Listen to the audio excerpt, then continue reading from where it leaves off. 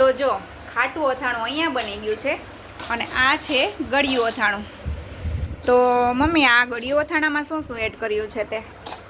કેરીને ધોઈ સીધી ખાંડ નાખી દેવાની, ગાજરની ચીરુને પલાળી દેવાની, પાણીમાં ગળી જાય એટલે એ ખાંડમાં નાખી દેવાની. ખજૂર ખારેક, સૂકી ખારેક હોય ને, સૂકી ખારેકને પલાળી અને શેમાં પલાળવાની? પાણીમાં.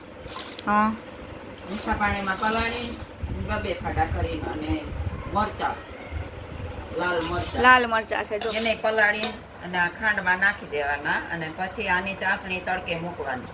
હા, ચાસણી આવ્યા આ બધી પછી ખાંડ જ છે કરવાના. આ ખાંડ જ છે.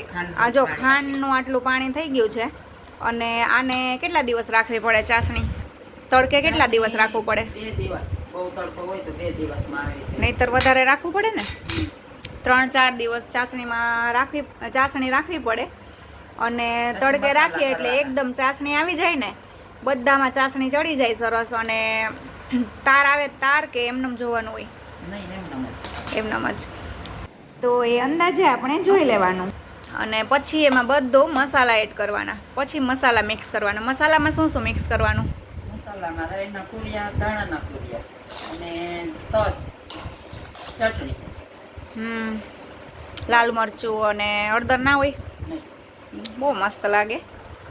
ગળ્યું અથાણું આ ગાજરની જીરું હોય બહુ ભાવે નહીં ગળ્યા અથાણામાં. અને આ મરચાઈ મજા આવે, ખજૂરેય એટલી મજા આવે. લુખું ખાઈએ ને એવું ભાવે. આ જો આ છે ખજૂર, જો આ ખારેક છે, સૂકી ખારેક જો આમ એકદમ પોચી થઈ ગઈ છે જા. અને હજી તો અથાણામાં રહેશે ચાસણીમાં થોડોક ટાઈમ એટલે સરસ થઈ જશે એકદમ પોચી. હજી તો આજે જ મિક્સ કર્યું છે એટલે ચડ્યું નથી બહુ.